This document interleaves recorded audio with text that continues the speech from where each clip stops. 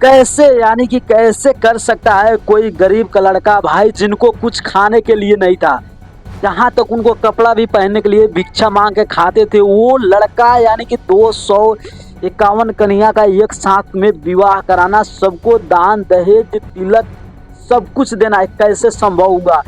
जो कैसे संभव हुआ, मैं सवाल ये करना चाहता हूँ। सबको पता है बाबा बागेश्वर, जो कि भाई उनका नाम धीरेन्द्र शास्त्री है भाई, वही बाबा बागेश्वर जो कहते कहते कहानी सुनाते सुनाते ही रो देते हैं।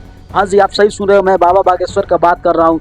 जो बाबा बागेश्वर अपने खुद कहानी सुनाते हैं और रोने लगते हैं वीडियो में, ऐसा उनका स्थिति था। मगर आज का अगर बात करें बाबा बागेश्वर भाई धीरेन्द्र शास्त्री जी का, जो कि 251 कन्या को विवाह कराए, उसके बाद सबको एक एक मोटरसाइकिल, सोने के लिए बर्तन हाड़ी उड़ी सब देकर भाई उस तरह से शादी रचाए हैं। भाई बाबा बागेश्वर 26 साल के एक युवा है, मगर भाई डंका पूरा दुनिया में बसता है। इतना ही नहीं, उनने तो भाई खुद कुछ दिन पहले ही प्रधानमंत्री को बुलाकर कैंसर हॉस्पिटल का शिलान्यास किया। इतना ही नहीं, राष्ट्रपति, मेयर यानी कि संसद, भाई सब आ रहे हैं, उनके जलवा भी खेल रहे हैं। भाई यही नहीं, गायकार से लेके हीरो से लेके सब कुछ दान पुण्य कर रहे हैं।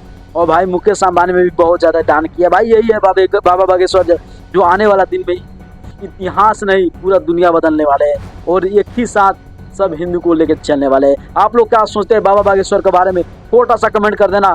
अगर नए होंगे तो चैनल को सब्सक्राइब करके वीडियो लाइक कर देना।